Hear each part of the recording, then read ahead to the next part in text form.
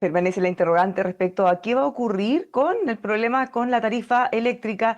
¿Se va a tener que compensar? ¿Se hace ahora o después? El ministro se ha abierto a que se pueda llegar a un acuerdo, una ley corta a la medida que todas las bancadas estén disponibles. Vamos a estar conversando de esto, las implicancias y de lo difícil que es cuantificarlo justamente con Ricardo Villarrázaval, ex subsecretario de Energía y del Medio Ambiente. ¿Cómo está, Ricardo? Muy buenos días, bienvenido.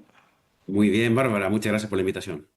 Primero que todo, para entender cómo surge este problema, ¿qué es lo que pasó?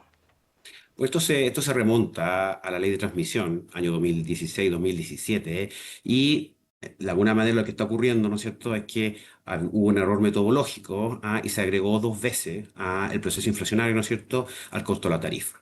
Ahora, ¿esto por qué se gatilla ahora último? Se gatilla básicamente porque hubo un descongelamiento de la tarifa, ¿no es cierto?, el año 2024. Y esto se abre en 2024, a fondo que se empieza a acumular estos dos procesos inflacionarios, ¿no es cierto?, con las consecuencias que todo el mundo ha visto, ¿no es cierto?, y que al final, claro, genera mucha polémica pública porque afecta el bolsillo de los chilenos. En simple, cuando se produce este descongelamiento, la autoridad tuvo que recalcular la tarifa, cuál es la nueva tarifa con todo lo que se debió haber subido antes. Y bueno, y ahí se entrega esta cifra, que después nos damos cuenta, o se dieron cuenta ellos que estaba mal calculada. Claro, ahí el enredo de fondo, o quizás la lección de política pública que uno podría sacar, es básicamente entender, bueno, por qué se congelan las tarifas, y si hay algún tipo de decisión política detrás del congelamiento de las tarifas. Y eso también nos llama un poquito a entender cómo funciona la institucionalidad energética. O sea, qué hace el Ministerio de Energía, qué hace la Comisión Nacional, qué hace la SEC por otro lado. Y esa es una muy buena discusión, y de hecho es uno de los temas que está planteado en el programa de gobierno de José Antonio Cast, ¿no es cierto? Una evaluación de la institucionalidad energética, que es un símil también a cuando existen eventualmente, ¿no es cierto? No estoy diciendo que haya sido así, ¿no es cierto? Decisiones políticas, como también ocurre muchas veces en la institucionalidad ambiental, por ejemplo, en los temas del Comité de Ministros, ¿no es cierto? El caso, por ejemplo, de Dominga. Ahora mirando las implicancias, o antes de las implicancias más bien, todos surgen en el debate la discusión, ¿quiénes son los responsables? ¿Quiénes definen esto? ¿Las empresas se pudieron haber dado cuenta o no?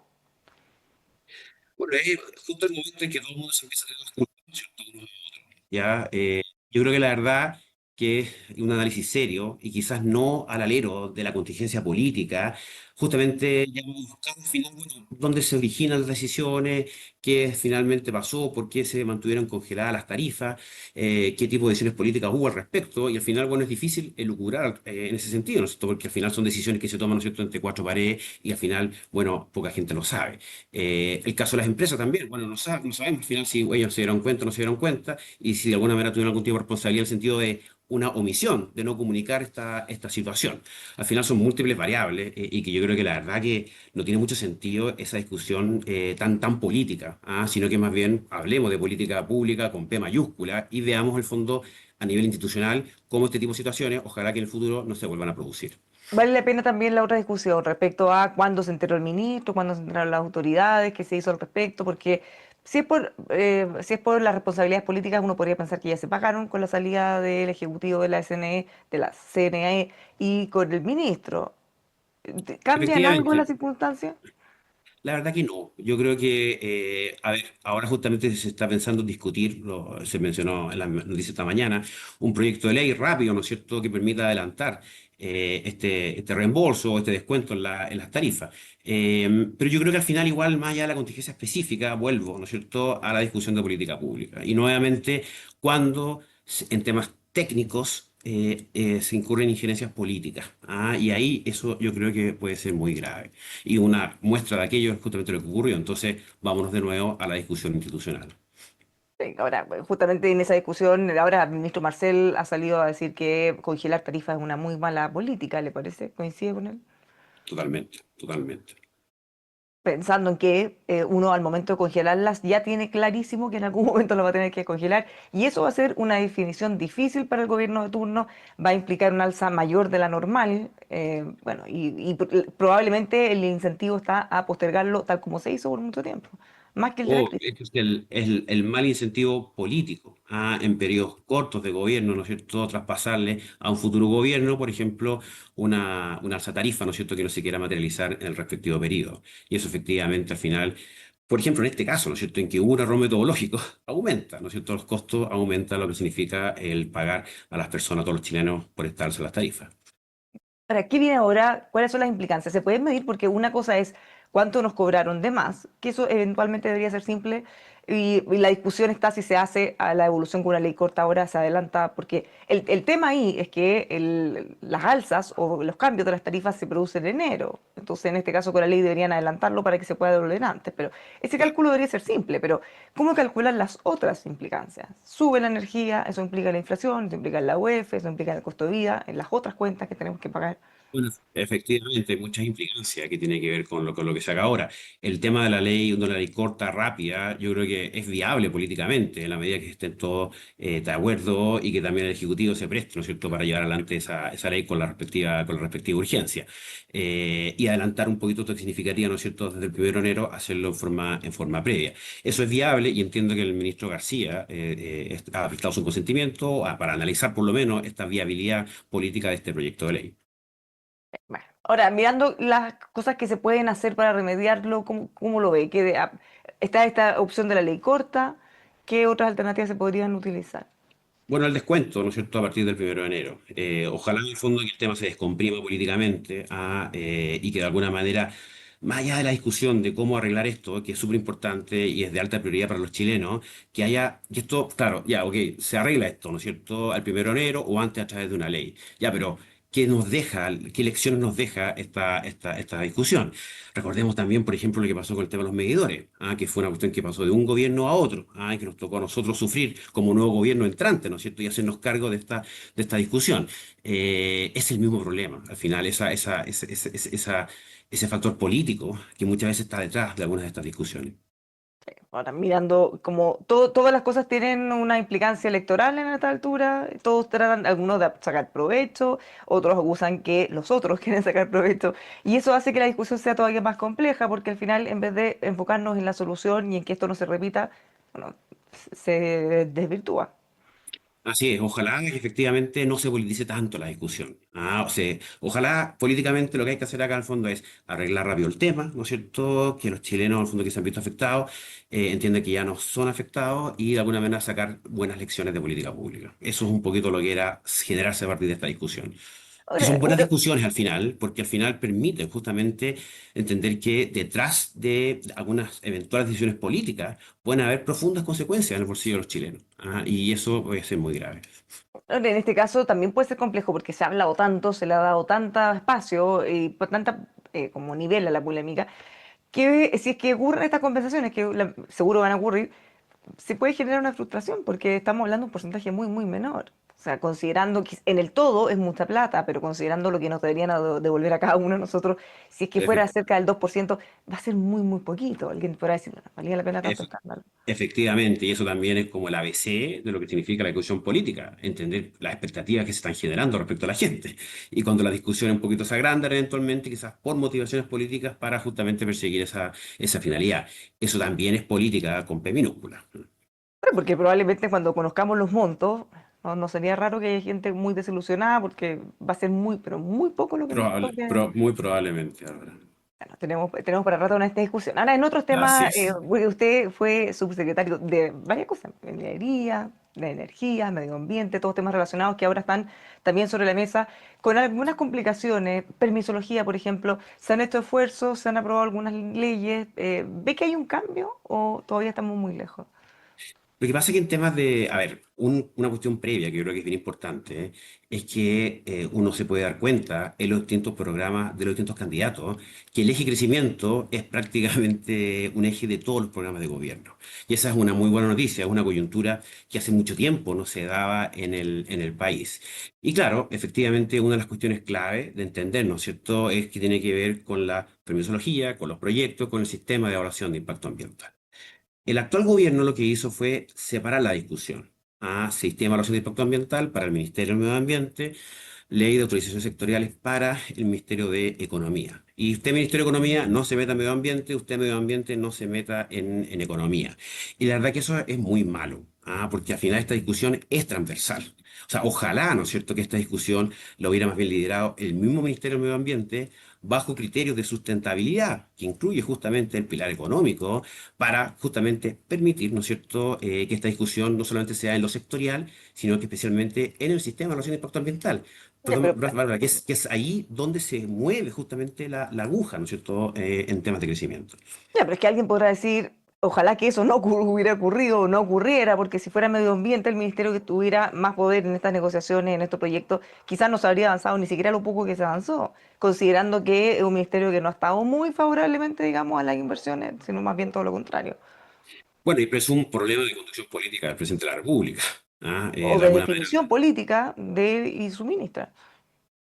por supuesto, ¿no es cierto? Pero al final, si el final el presidente quiere justamente entender, ¿no es cierto?, que los temas sociales muchos se arreglan, ¿no es cierto?, con mayor crecimiento económico, bueno, a entender que esto es un buque de todo el Estado, no solamente del Ministerio de Economía. Y al final, ¿qué ocurre? Tú ves también los distintos programas de gobierno y básicamente apuntan a implementar la ley denominada de permisología. Y eso la verdad que está bien y hay que hacerlo. Y es una ley que es importante, pero es mucho más relevante la reforma al sistema de evaluación de impacto ambiental. Es ahí donde se juega finalmente el partido del crecimiento. De hecho, en la ley de autorizaciones sectoriales casi no hay una interfaz con el sistema de evaluación de impacto ambiental. Entonces al final tú dices, ok, entonces ¿cuándo se va a aplicar esto? Ya, cuando hay proyectos que no ingresan CIA, y la Ya que mayoría de los proyectos ingresan CIA. ahí volvemos al punto, porque finalmente lo que lideró el entonces ministro de Economía, ahora ministro de Hacienda, logró sacarlo adelante pese a la oposición férrea de parte relevante de su sector, que incluso fueron hasta el Tribunal Constitucional. Pero lo Efectivamente. logró. Pero el Ministerio de Medio Ambiente ahí está, no pasa nada. Claro, y por eso uno, ¿qué ocurre? Efectivamente, dentro de los temas ambientales, tú tienes una lógica de protección de biodiversidad, de parques nacionales, una lógica, por así decirlo, bonita. Y hay otra lógica que tiene, evidentemente, costos políticos. Por ejemplo, todos los temas que tienen que ver con el sistema de evaluación de impacto ambiental, con proyectos, con cuestiones que, evidentemente, le van a generar un costo político al que sea ministro de Medio Ambiente. Pero esa es parte de la pega, la verdad. Y esa parte de la pega, en el fondo, ha de alguna manera llevarse adelante y justamente bajo una lógica equilibrada entre los distintos ministerios. Esto, la verdad, que no se entiende esta separación radical entre los temas ambientales y los temas de economía. Piensa nomás, Bárbara, que incluso en la ley 19.300, la ley de medio ambiente, en el artículo 69 le encarga precisamente legalmente al ministro de Medio Ambiente, ¿no es cierto?, que apunte a criterios de sustentabilidad. O sea, la pega del Ministerio de Medio Ambiente es sustentabilidad, no es solamente el pilar ambiental. Y esa es una cuestión que lamentablemente muchas veces no se ha entendido. En este caso, en las discusiones también han surgido algunas críticas porque se deja fuera lo que tiene que ver con el Consejo de Monumentos Nacionales, que a esta altura ya se ha posicionado como el principal freno Ese, de la... es- ese, ese es un súper buen ejemplo cuando tú pones el énfasis en lo sectorial y no en el fondo lo que motiva a lo sectorial, que es un proyecto que se evalúa en el sistema de evaluación de impacto ambiental. Al final, lo clave es cómo tú le das autonomía al servicio de evaluación ambiental, para que sea el servicio de evaluación ambiental quien pueda definir técnicamente las situaciones de mayor complejidad en cuanto a riesgo ambiental. Aquí está en la maraña, Bárbara, está en la cantidad de regulaciones que de alguna manera al final incluso el medio ambiente es perjudicado, porque no te permite ver lo importante de lo que no es importante. ¿Ya? Y eso, la verdad, que en el caso del Consejo de Monumentos Nacionales y la discusión técnica de cuándo hay una situación de mayor relevancia, más allá que de situación de menor relevancia, y la discusión sobre la institucionalidad del Consejo, claro, ratifican, ¿no es cierto? Ratifican que al final lo relevante es justamente el sistema de evaluación de impacto ambiental y el rol del SEA. Ahora, esto va a tener que ser entonces en el foco de los próximos candidatos, o sea, de los candidatos para el próximo presidente o presidenta de Chile, porque es imposible pensar en crecimiento si es que no se abordan estas materias. Bueno, la coyuntura, como te decía, está de crecimiento en todos los programas de gobierno. En el programa de José Antonio Caz, efectivamente, claro, al final la condición habilitante de la urgencia social y la urgencia económica es la urgencia de seguridad. O sea, como decía el otro día Susana Jiménez, la madre de las batallas es la seguridad. O sea, sin seguridad, bueno, que es difícil hablar de crecimiento, es difícil hablar de temas sociales.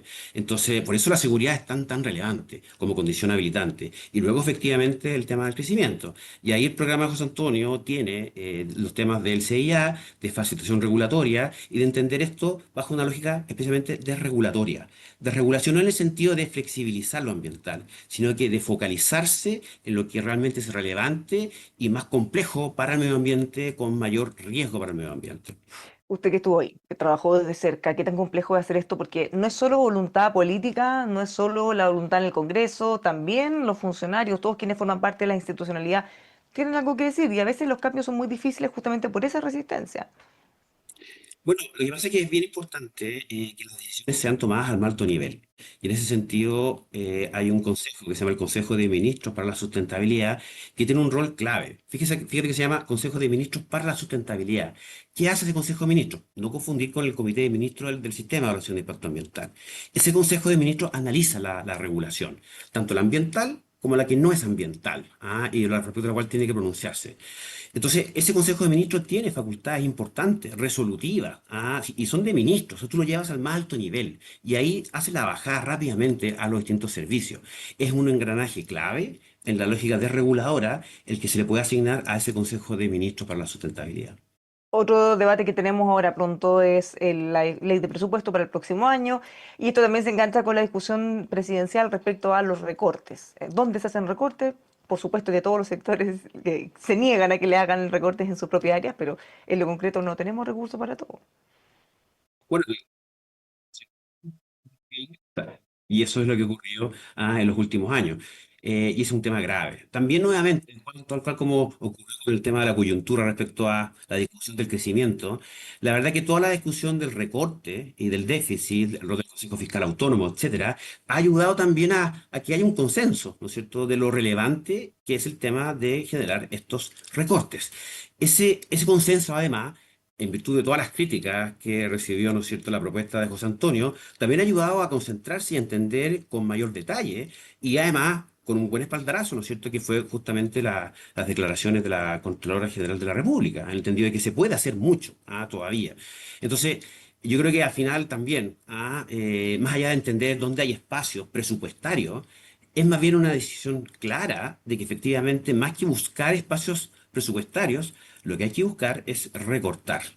Y entender cómo se va a recortar y en qué periodo. Y ahí, bueno, ayer, ¿no es cierto?, Jorge Quiró, el Mercurio, hizo un desglose bien clarito, ¿no es cierto?, de cómo enfrentar este recorte en los 4 años de gobierno.